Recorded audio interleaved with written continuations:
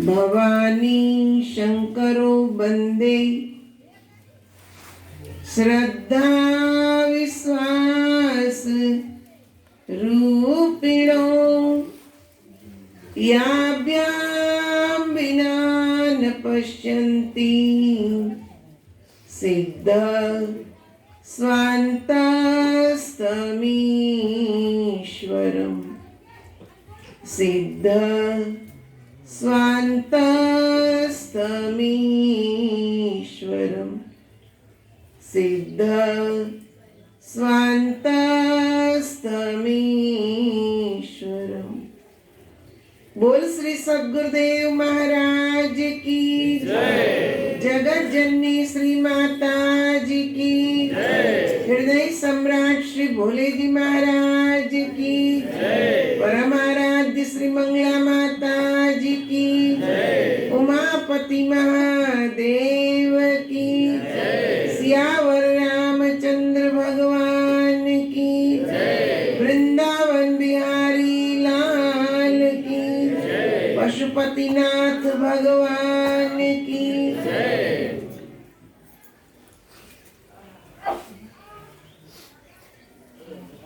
आत्मिक बंधुओं एवं आदरणीय माता बहनों, आप लोगों ने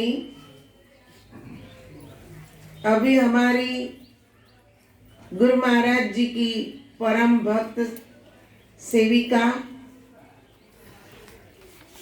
बहन बिंदु के विचारों को सुना, उसके भजन को सुना। थोड़े समय में उन्होंने बहुत ही अच्छी प्रेरणादायी बात कह दी। संत शिरोमणि तुलसीदास जी के विचार को एक ही चौपाई में बता दिया। कलयुग केवल नाम अधारा, सुमर सुमर नर उतरही पारा। इसकी वॉल्यूम थोड़ी कम करो। का कलयुग वो नहीं इधर का, अरे उसको मत छेड़ो।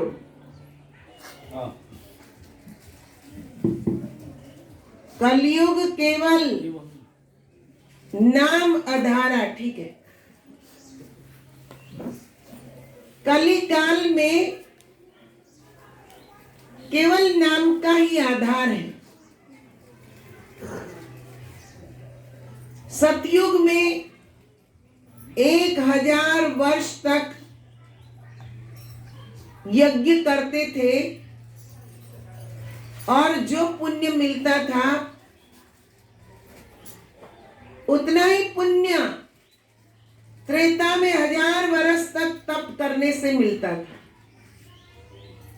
उतना ही पुण्य द्वापर में 1000 वर्ष तक दान करने से मिलता था। कहते उतना ही पुण्य कलयुग में केवल नाम सुमिरन से मिलता है, क्योंकि कली काल का जीव ना तो ज्यादा तप कर सकता है, ना तो वो यज्ञ कर सकता है, ना दान दे सकता है, पर सुमिरन वो अवश्य कर सकता है। क्योंकि सुमिरन करने में एक पैसे का खर्च नहीं है, ना कोई शरीर का तप है, केवल मात्र मन को ही उस नाम में जोड़ना है। और इतना सरल कि आप सब आराम से कर सकते हो। उठत बैठत सोवत जागत नाम, कहे नानक सद भय तिनके काम। उठते, बैठते, सोते, जागते, निरंतर आप प्रभु का नाम सुमिरन कर सकते हो। आज हम बैठे हैं भगवान भोलेनाथ के चरणों में, शिव घाट। कभी आपने सोचा कि देवों के देव महादेव आदि गुरु वो रोज मां पार्वती को छोड़कर ध्यान में बैठने के लिए चले जाते थे शमशान में, एकांत में, जहां कोई उनको परेशान ना करे। शिव जी की पूजा तो हम रोज करते हैं, रोज शिवलिंग पर अभिषेक करते हैं, पर कभी मन में विचार आया कि वो भोलेनाथ किसका ध्यान करते हैं? आया विचार? कभी नहीं, क्योंकि हम इतना सोचते ही नहीं है। हमारी भक्ति एक भेड़ चाल की तरह है। भेड़ देखिए ना आपने, जिसके कपड़े बनते उनके, वो एक भेड़ नीचे मुंडी करके चलती जा रही है, उसके पीछे दूसरी, तीसरी, पर कोई ये नहीं सोचता ये कहां जा रही है। गड्ढे में गिरेगी तो सब उसमें गिरेगी। ऐसी हमारी भक्ति है भेड़ चाल की तरह। संत महात्मा कहते हैं भक्ति करो पर सोच समझ के करो। मन में प्रश्न उठना चाहिए, ये क्रिया कर्म जो कर्म कांड है वो हमारे ऋषि मुनियों ने क्यों बनाया? पशुपतिनाथ भगवान के दर्शन आपने किए होंगे, किए है ना? कितना पुराना मंदिर है, कई वर्षों पुराना। और देखा उनकी सीढ़ियां जो हम चढ़ते हैं, वो इतनी सीढ़ियां बनाकर ऊपर मंदिर बनाया क्यों? इतना बड़ा नंदी भगवान शिव के आगे रखा, थोड़ा आगे जाओ तो कछुआ रखा। कभी मन से पूछा कि ये सब क्यों? नहीं, हमें जानने की जिज्ञासा ही नहीं होती है ना? मेरे साथ एक बार, मैंने बहुत साल गुरु महाराज जी की आज्ञा से 25 साल तक विदेशों में प्रचार किया, 25 साल। और कई बार अंग्रेज मेरे साथ यहाँ इंडिया आते थे गुरु महाराज जी के दर्शन के लिए। एक अंग्रेज लड़की मेरे साथ आई तो महाराज जी ने मुझे कहा इसको थोड़े मंदिर वंदिर घुमा देना, महल दिखा देना। तो मैं उनको राजस्थान ले गई।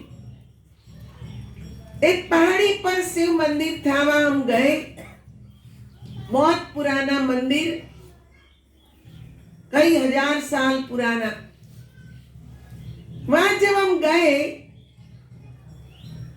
तो प्रश्न करने लगी, इतना बड़ा माउंटेन चढ़ के हम आए और फिर भी यहाँ मंदिर की 10 सीढ़ी बनी हुई है, क्यों? देखो प्रश्न किया उसने, वाई 10 स्टेप। फिर आगे गए, उसको तो पता नहीं है कि ये नंदी बोला जाता है। वो कहती है why they put here bull. मैंने कहा आस्क पंडित जी। वो तो चली गई। कहा पंडित जी Y you put here 10 step, then bull, then tortoise, then ये शिवलिंगा। तो पंडित जी तो हकबक हो गए, जवाब दे नहीं पाए। क्या चढ़ने के लिए सीढ़ियां हैं? वो कहती I understand that, but why? Pandit ji के पास उसका जवाब नहीं था, क्योंकि उन्होंने भी कभी नहीं सोचा। उनको तो काम सौंप दिया कि आपको 1 महीने की इतनी तनख्वाह मिलेगी, आप रोज पूजा करिए। तो उनको पूजा से मतलब है, अपनी तनख्वाह से मतलब है, पर उसके आगे क्या, इसका आध्यात्मिक रहस्य क्या? भाई हम यहाँ मंदिर में बैठे हैं, ये मंदिर भी ईंट, सीमेंट, रेती, चूना, लोहे से बना हुआ है कि नहीं? हमारा घर भी इसी तरह बनता है, पर घर को घर बोला जाता है, और जहाँ भगवान विराजते वहां मंदिर कहते क्यों? सोचो जरा, क्यों कहा मंदिर? घर वह मायावी जीव रहते हैं, माया की बातें होती है, माया में ओतप्रोत है, और मंदिर में मायापति रहते हैं। और उस मायापति तक पहुंचने के लिए क्या करना चाहिए, वो सब सिंबॉलिक हर चीज रखी हुई है। मंदिर यानी यहाँ जो कुछ है वो आपके मन के अंदर है, बाहर नहीं है, आपके अंदर है। 10 सीढ़ी आपके अंदर है। सोचो क्या है? 5 कर्मेंद्रिय, 5 ज्ञान इंद्रिय, ये 10 सीढ़ी है। उससे आगे जाओ तो नंदी रखे हुए हैं, वो है आपका मन। उससे आगे जाओ, कछुआ रखा है, टॉर्टोइस। वो कहता है कि आपकी 5 कर्मेंद्रिय, 5 ज्ञान इंद्रिय और 11वां मन, ये सब बहिर्मुख हो चुका है, बाहर की ओर दौड़ रहा है। इन आंखों से बाहर की दुनिया देख रहे हैं, कानों से दुनिया की आवाज सुन रहे हैं, मुंह से बाहर का भोजन कर रहे हैं, जिह्वा से पानी पी रहे हैं, नाक से बाहर की खुशबू ले रहे हैं, हाथ से काम कर रहे हैं, ये संसार के काम हो रहे हैं। और आपका मन वो भी बाहर की ओर दौड़ रहा है, ये करूं, वो करूं, वहां जाऊं, यहां जाऊं, इससे मिलूं, उससे मिलूं, बहुत सारे विचार। ये नंदी है, दौड़ता रहता है, वह बहिर्मुख हो चुके हैं। कछुआ इसलिए रखा ऋषि मुनियों ने, कहा कि आपका मन और आपकी इंद्रियों को कछुए की तरह अंतर्मुख करो। देखा आपने कछुआ? देखा है? जब वो चलता है बड़े आराम से घास खाता है, पर जरा सा उसको डर लगे तो फट से अपना मुंह, अपना पैर ऐसे अंदर कर लेता है, करता है ना? वो पत्थर की तरह हो जाता है, वही खड़ा रह जाएगा। और ऊपर का भगवान ने ऐसा बनाया है कि उसके कोमल कोमल अंग, उसके पैर, उसका गला इतना कोमल होता है, उसको चोट ना पहुंचे, इसलिए ऊपर से भगवान ने पत्थर जैसा कवच दे दिया। तो वो कछुआ कहता है कि अगर आप सुरक्षित रहना चाहते हो इस मायावी जगत में, अपने आप को माया से बचाना चाहते हो, माया भयावह है, उससे बचना चाहते हो तो अंतर्मुख हो जाओ। अंदर परम पिता परमात्मा विराजमान है, उनका अंदर दर्शन करो। कैसे दर्शन करो?